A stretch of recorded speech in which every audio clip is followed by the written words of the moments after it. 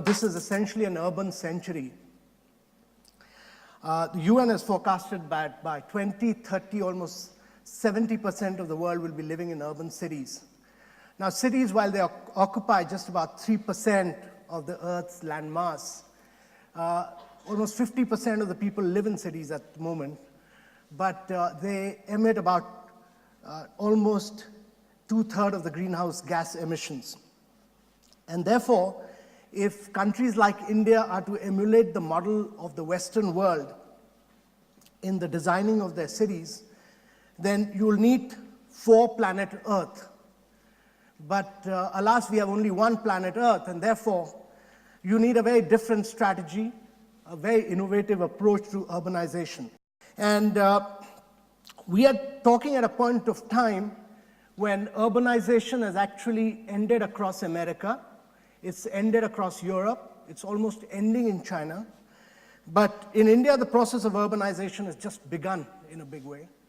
And there are several studies, one of which by McKinsey recently, saying that by 2030, you will have 350 million additional Indians getting into the urbanization process.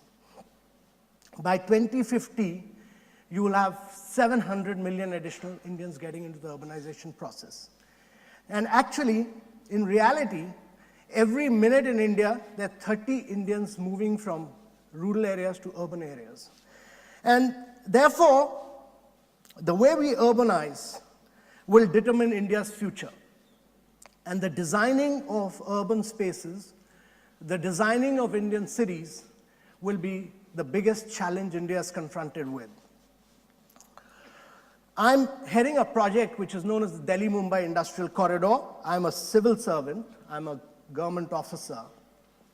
And my job is to link up Delhi and Mumbai with a container train.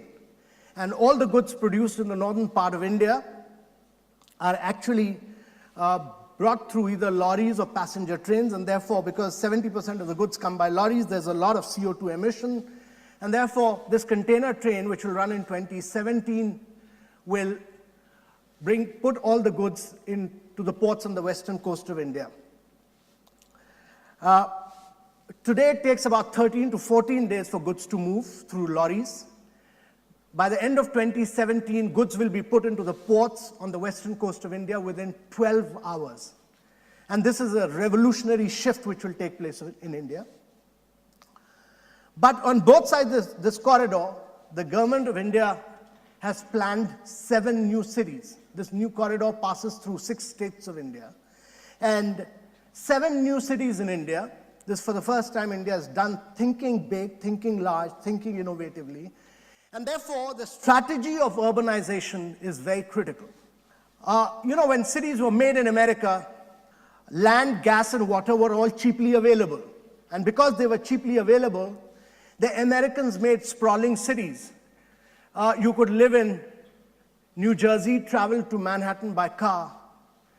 And therefore, the cities were made for cars and not for people. And actually, at that point of time, the American car companies bought over the railways and destroyed the railway companies. Just to give you an example, 2 cities made at the same point of time in history.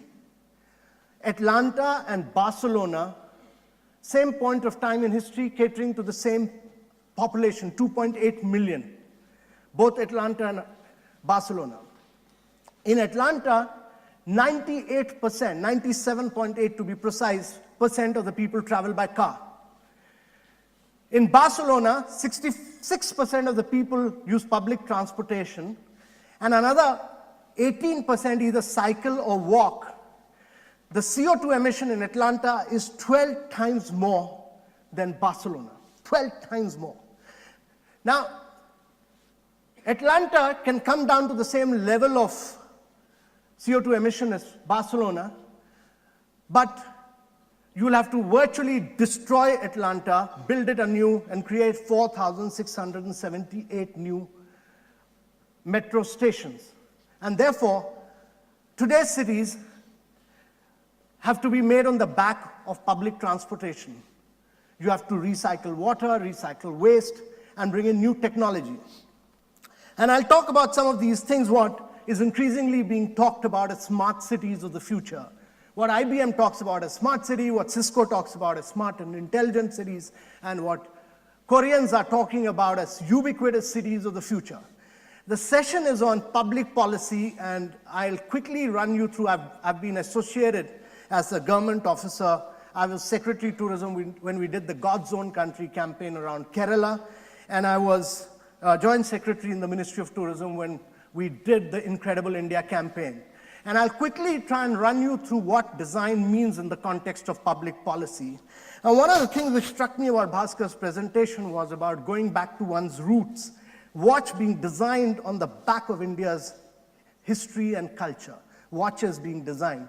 And therefore, one of the key challenges was that the Incredible India campaign started when there was a huge crisis. 26 January had happened. We had a lot of crises one after another. We were trying to bring consumer demand back in India. India was very poorly rated in the World Travel and Tourism Council. It was extremely poorly rated. There were key international concerns. India's image as a tourism-friendly country was extremely poor. Air connectivity was extremely poor. But India was still seen as extremely rich in culture and heritage. There was a big belief in authenticity, history, art, and culture. The World Tourism Council said that India can be a very big employment creator through tourism. There was a huge potential for civil aviation growth at that point of time. This was done around 2002. And actually, WTTC had said that between 2008 and 18, India can have higher annualized real growth than China could. And the aim was to really position tourism as a major engine of India's economic growth and move from a low volume, low value strategy to a high value marketing strategy. So we quickly did a lot of research, and we looked at certain markets which we'll defend, certain markets which we'll invest, and certain markets which we'll seed. Now tourism is essentially, unlike what was talked about in the case of watches, when Bhaskar is the MD of Titan Watches, he controls that company. And from production to the marketing, in tourism, when you do destination marketing, you're not in control. You work through tour operators, taxi drivers, destination managers, and several. So tourism is essentially a multi-sectoral activity. Now, my experience was born out of the God's Own Country campaign where I'd worked earlier, and where we built this Kerala God's Own Country campaign. One of the things about Kerala was that we went back to its roots, and the world of tourism the designing of tourism works on a very simple principle. That's differentiation. And how do you differentiate a destination from the 200-odd destinations which are competing in the marketplace? So we consciously decided we'll not ape the West, we'll go back to Kerala's root. And we identified certain products which are unique to Kerala. It's unique backwaters, where you're constantly floating on the backwaters of Kerala.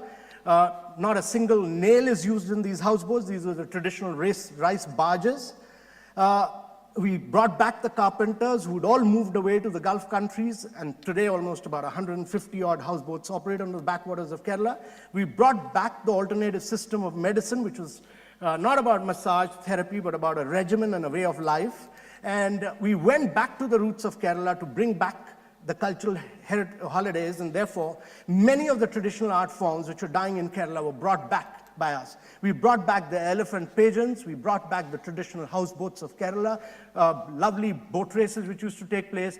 We took some of the poachers who used to work, poachers without arms, without hands, and we make them guides and finance them for about 5 years, and some of the finest wildlife sanctuaries were actually, they became the guides. We brought some unique products like tree huts in Wayanad and Munnar. We brought back the traditional martial arts of Kerala, the traditional cuisine of Kerala, and many of these houses which were being broken down and sold as firewood was brought back and were restored, and actually traditional Kerala houses became a very intrinsic part of Kerala's tourism during that period. And therefore, just giving you a glimpse of how we went back to the roots of Kerala. So Kerala went on to become what National Geographic Traveler described as a paradise found, one of the 10 exotic paradises of the world. It won several awards. And then I moved on to, as a civil servant, to this Ministry of Tourism, where we were confronted by this severe fall of the New York Towers, and several things happened. Consumer demand was very poor. We went back to the tour operators and said that you market India. They said, we just can't market India because there's no consumer demand. And the challenge was really to sell India through a 360-degree campaign. And this is just to quickly give you a glimpse of this Steve McCurry shot on a water image of Taj, where we played around with the word I and the dot around it. And this is, I'm quickly running you through this because I want to really get into this process of urbanization. But again, as you'd see here, we went back to the intrinsic strength and the inherent strengths of India, the yoga, the Ayurveda, and the Himalayas and the deserts of Rajasthan, the colors of India, and we innovated every year with new campaigns in the international market. And we brought in a little bit of humor into this campaign, saying that, with this tiger saying that not all Indians are polite, hospitable, and vegetarian. And to think that these days men get away by giving chocolates to their wives. And don't panic, there's always rebirth. So we went on to do a lot of work around, this was huge and commercial, but we were amongst the first few destinations which went very heavy on the net at that point of time. We took over about 360 taxis in London, and we converted some of these Goras into taxi drivers. We did some very exciting things around Berlin, and did a very major campaign during this in New York on the Incredible India campaign. But the important thing to understand is that destination marketing is not about advertising. It's about experiencing. It's about creating experiences. And advertising can take you this far, but the important stress was to improve the quality of experience on ground. And as you'll see at this unique heritage site of Ajanta, some of the greatest murals in the world were all being seen through candle lights. There was encroachments. There were about 360 encroachments. There was no parking. There were poor signages. We changed all that. We forested the area. We brought in eco-friendly buses. We brought in fiber optic lighting. We did conservation and preservation around Ajanta Ellora, and we created a unique experience around it. Hardwar, full of dirt and filth on the ghats, and we changed that, beautifully tiled it, lighted it, so that Hinduism at Hardwar can be lived out of not garbage and filth, but out of a great spiritual experience. Mahabalipuram, again, we greened it, lighted it, conserved it, preserved it, and created an experience. But again, we created a huge experience. This is Humayun Tomb in Delhi, before and after, just giving you a quick glimpse of what we did around the monuments in Delhi, lighted them. And we did a lot of work around taxi drivers. We did a lot of work around guides. We did work around budget hotels. Domestic tourism went up. We saw the rise of a huge online travel market as a consequence of this marketing. Some very good youngsters came in and drove Make My Trip, Travel Guru, and so on. And then, as you'll see, air transport grew as a consequence of this marketing-led strategy. Number of new airlines came in, air service and domestic sector grew, international operations opened up because of the pressure of marketing, and airport development took off, and therefore new airports across 33 cities of India, Mumbai, Delhi, a number of airport work was taken up, new products came up. Medical tourism, rural tourism, and so on. A huge range of new products we came up with, experiences around Indian villages. Raghurajpur, which is almost like an artist's village. Every single house is like.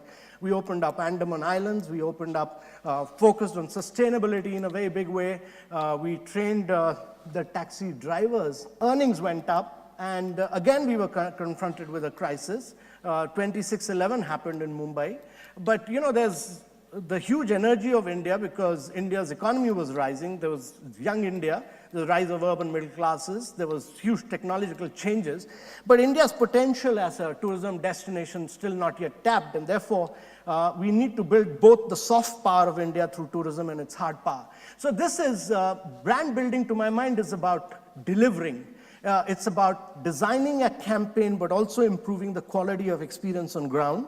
It's also about training taxi drivers. It's also about designing community participation. It's also about, it's not about just designing a product. It's about looking at it in a holistic manner and building blocks around all the participants in that circle, which enables growth to take place. So while India becomes a young contemporary nation, it's very important that India must retain its roots. It must become a nation which goes back to its heritage, its culture, its core values. And therefore, let me come back to what I'm doing now. I moved from Kerala, I moved from India onto this project of making 7 new cities in India. And one of the challenges here, as you will see, is this corridor, the red corridor, which will link up Delhi, the political capital, with the economic capital, JNPT port. Goods will move within what takes 13 days today, within 12 hours through this container train, only container train. And 12 hours, that's a big paradigm shift. And on both sides of this passes through about 6 states of India, which actually India will account for about 70% of cities will account for about 70% of India's GDP by 2030. So these are the 7 cities being developed through the 6 states of India. And one of the challenges is to try and make cities which are sustainable, which are smart cities of the future, which are interconnected by rail and road network, and which are using new technology, because India has been a very reluctant urbanizer. You know, much of our belief about urbanization is based on what our founding fathers said, that villages are economically viable, they're self-sufficient. And this is the belief that the Chinese had till the 70s. 70s, they broke away from it.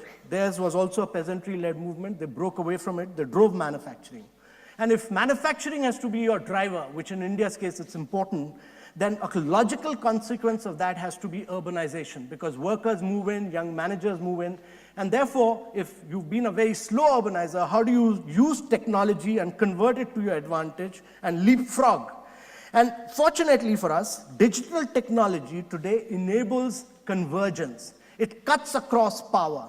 You know, when American and European urbanization took place, they created verticals. They created a vertical of power. They created a vertical of water. They created a vertical of public safety. But digital technology enables you to cut across and create a central command room the size of this and manage all your public utility from here. And therefore, how do you use technology? How do you use public transportation to reduce the CO2 emissions? How can you do neighborhoods distributed across high access mass transit corridor? How do you build in energy sufficiency through renewables? How do you, and therefore, these 7 cities which you're talking about, and I'm giving you the size and scale of it. And one of the biggest urban developments in the world is taking place through this project in Ahmedabad, close to Ahmedabad, in a place called Dholera. And I've listed down the master planners. I've listed down the size and scale of this. I'll quickly run you through this. This is about, Dholera is about 110 kilometers from Ahmedabad. We are linking it up by an 8-lane highway. We look at the manufacturing demand. This is what the site looks like at present in Dholera. It's a wasteland which we are converting. Very little population. We've gone through a process of town planning. Halcro has done the master planning of this. It's like planning for a new Mumbai, much like the Britishers had planned for. And if, imagine your Churchgate and VT trains were not linked up, and therefore the backbone of the city is across the high access transit corridor through the BRT, LRT, and the mass rapid transport systems. And the intention is to bring in transit and walkability into the city by creating a compact city that promotes the creation of neighborhoods and walkable places connected by transit. So we've looked at water, we've looked at recycling of water, we've looked at a huge amount of about 180 rounds of community participation. We are doing another city at Pitampur Dharmao. In Maharashtra, we are taking growth away from Mumbai into a city called Dighi and Aurangabad near Shendra. And this is the master plan which AECOM has done around Dighi. The first phase is about 50 square kilometers. We look at the connectivities. We design for new cities, and therefore, these are compact cities with a lot of focus around recycling of water and waste. And this is how Shendra looks like. This is the first phase of Shendra. We are doing a city in Haryana called Manesar Bawal investment region, and we are linking it up with from the metro, which ends near to Gurgaon from there, so that workers can move closely.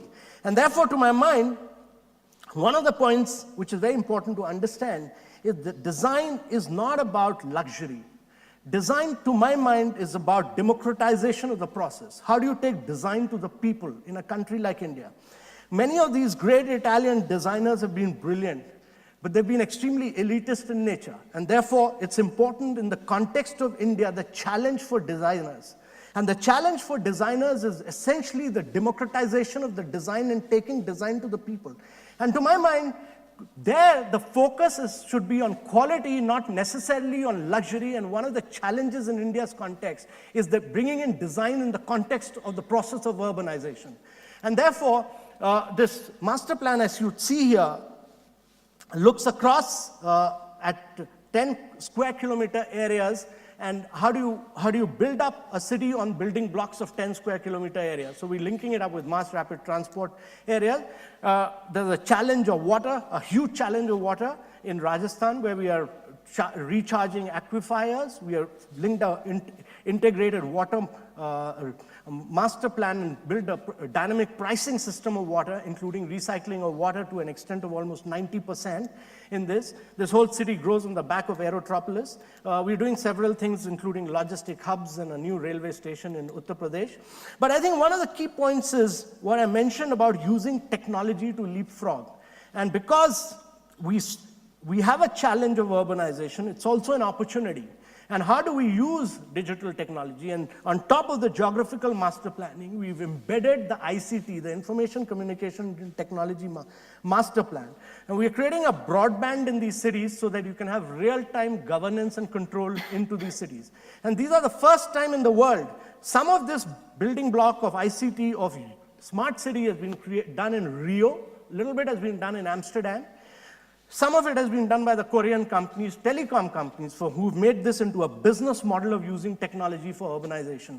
But this is the first time in the world, anywhere in the world, an integrated, full new greenfield cities are being embedded with ICT technology to create smart cities of the future and smart and intelligent cities of the future. So if you want to say that your bill at home for electricity should be only 500 rupees, you should be on a mobile telephone of this size, should be able to control every equipment in your house, including your refrigerator, electricity, to say that you'll only consume 500 rupees, and you'll master control it. So a lot of work around this. We're also doing a lot of work around skill development. We've done a technology skill gap matrix so that every single person who's moved out of agriculture sector is trained to get a job in this new manufacturing sector. Whole lot of work around industrial automation, process control, garments design, food processing, environmental engineering, etc. But one of the projects that we work very strongly on is creation of a very big city center in Delhi called the Exhibition and Convention Center in Delhi, which AECOM from the London studio have done the designing for us. And this is about 2 million square feet of exhibition area, 4,000 hotel rooms, shopping areas, retail. Just giving you a quick glimpse of this, there's a new museum for Delhi, 2 million square feet of exhibition areas, conference areas, arena, retail malls, etc. Just giving you a glimpse of this so that you can understand the challenges behind structuring a project of this nature. It's about 7 minutes from the Delhi airport. So when you're doing a project of this nature, you have to do a lot of designing around structuring of projects. And that's really about what components of these projects will be public funded. There are certain projects like drainage, sewage, solid waste, internal roads, which necessarily must be funded by the government. But you have to design other projects for private sector participation. And our view is that for new cities in India, government needs to step in to create the backbone of 30-35% and create private sector participation. So if you do this, then your cities will break even in about 13-14 years, and you can create a business model out of them. Basically, the challenge is one of new urbanization, 700 million Indians getting into this process of urbanization. How do you create sustainable, smart cities of the future? How do you design cities where people can live, work, and play? And it's not about just technology. It's not just about new urbanization. It's not about just hard infrastructure. Essentially, the soul of the cities are made by the people living in these cities. And people are the critical components. They are the creative agents who bring changes in city. And let me end by saying that Delhi was one of the greatest cities in the 15th century. And Amir Khusro was a Muslim. He wrote in the Persian language. His ancestry was Turkish.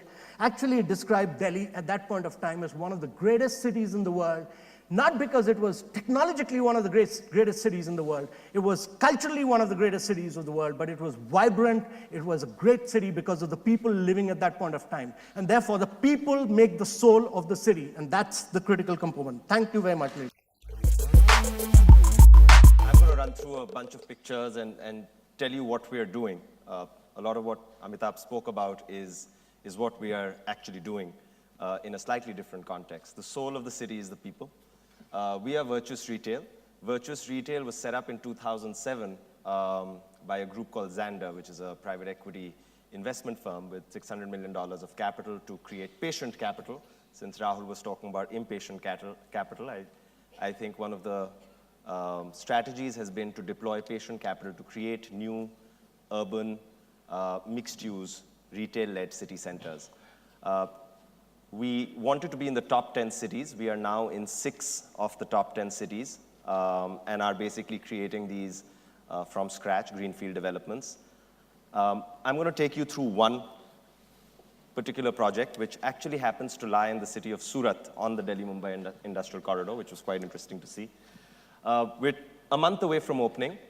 It's been exciting. Surat is a 1,000-year-old city. Great heritage, used to be the primary port city of India. A lot of content to play with.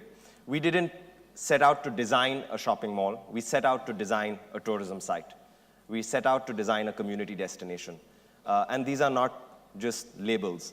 We said, how do you actually create a community destination? It's so stereotyped.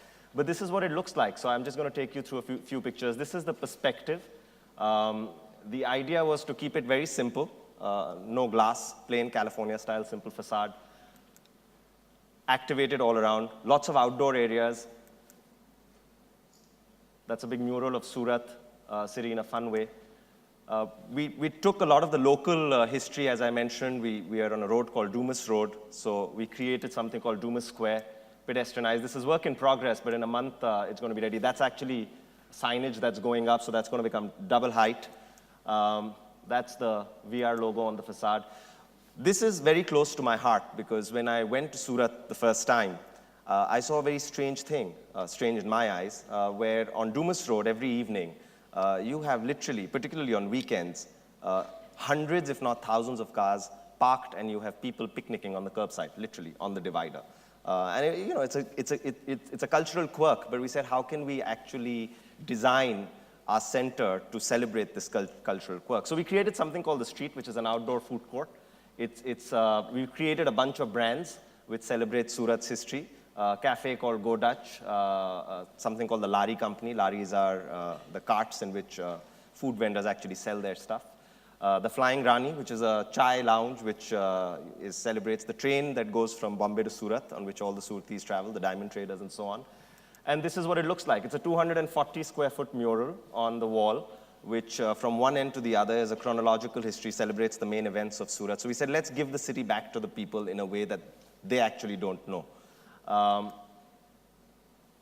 Little European-style cobblestone, that's actually wooden deck under the covers. It's still not quite there yet, but the mural is getting there. So it's a large public art installation. Public spaces can also be in private areas. So I think that was the whole intent, to create an interactive outdoor experience, indoor experience. This is actually the shopping mall component, which leads into the street. So you can actually see some of the branding of the village that we're in, which is actually on the Tapi. The primary port used to be Magdala Port. So we created something called Magdala Plaza. This is actually going inside the center. This is what the center looks like, which is a very shopping mall-esque kind of an environment. You can see all the brands. It's a very, very large center, lots of event infrastructure. There's also a space for luxury, which actually has a boat, which is 50 years old in Surat. And we adopted this boat race, and this is this year's winning boat.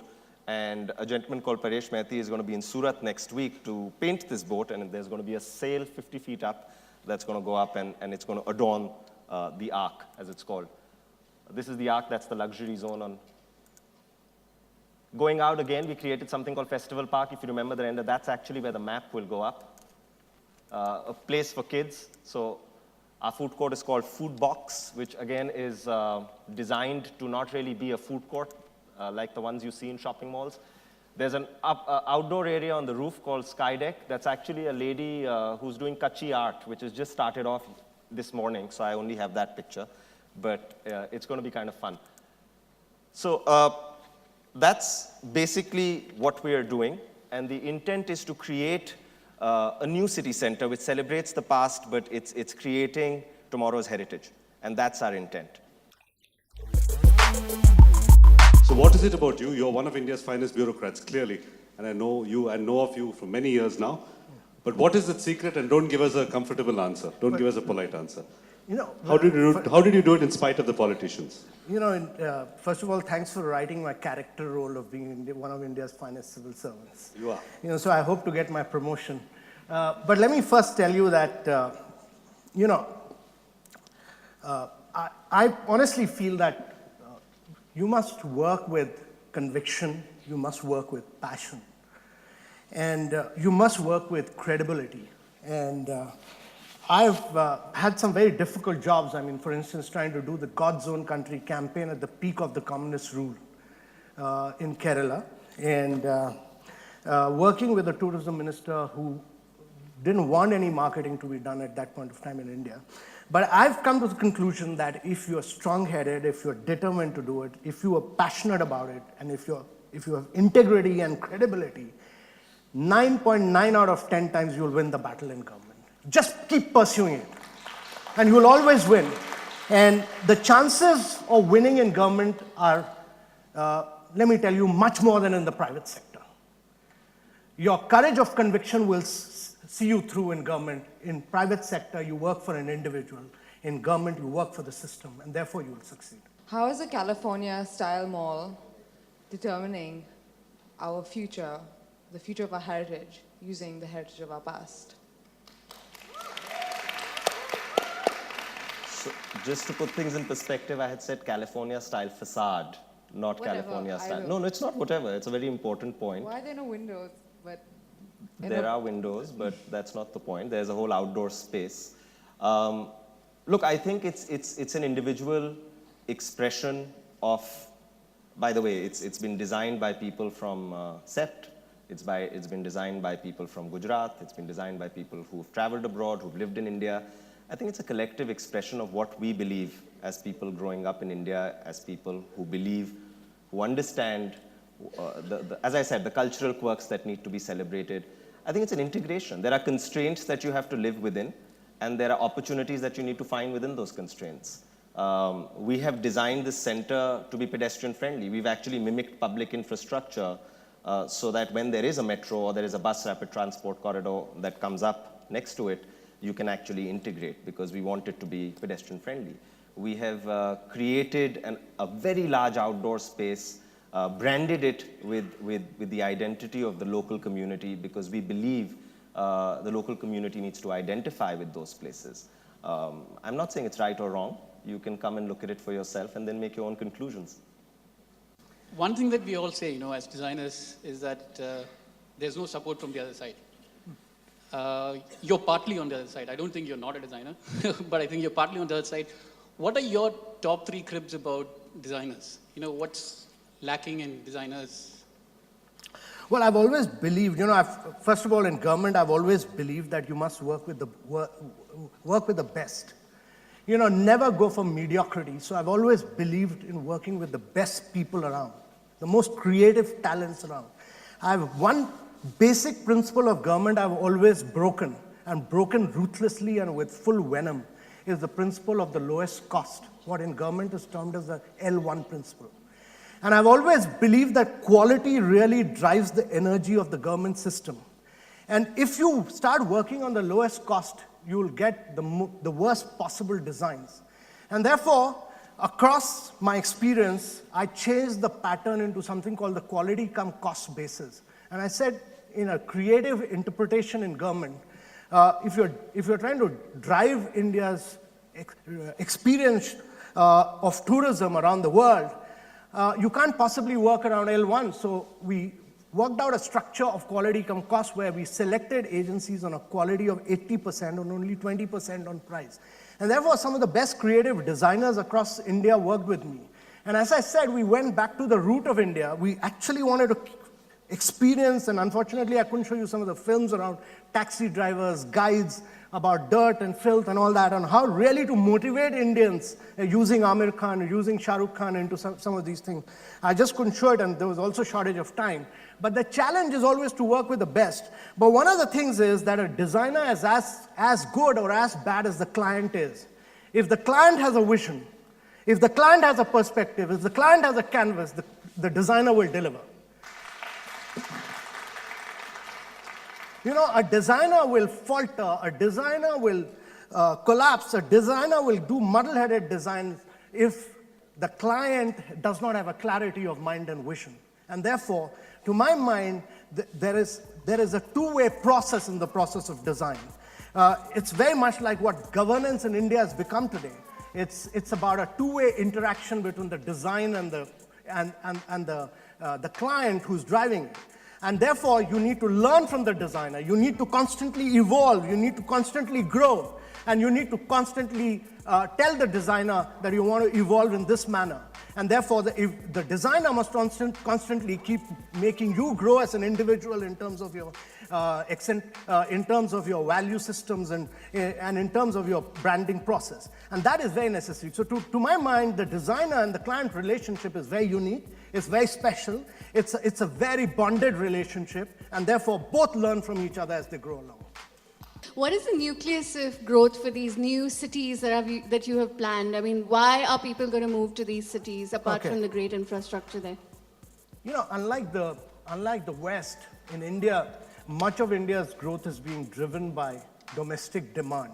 And that's being driven by domestic demand simply because India is passing through a window of demographic transition which rarely ever happens in history. I mean, 72% of our population is full of youngsters like you, below the age of 32. And therefore, while Europe and America is an aging population, 8,000 Americans retiring a day, 8,500 Germans retiring a day, Indians are getting younger and younger with every passing day.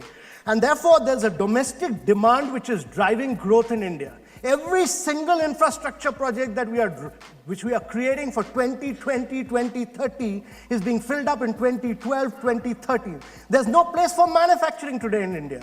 Now, if India has to grow at rates of 8 to 9% per annum, which is India's challenge, the manufacturing sector must grow at rates of 15 to 16% per annum year after year to create 100 million jobs.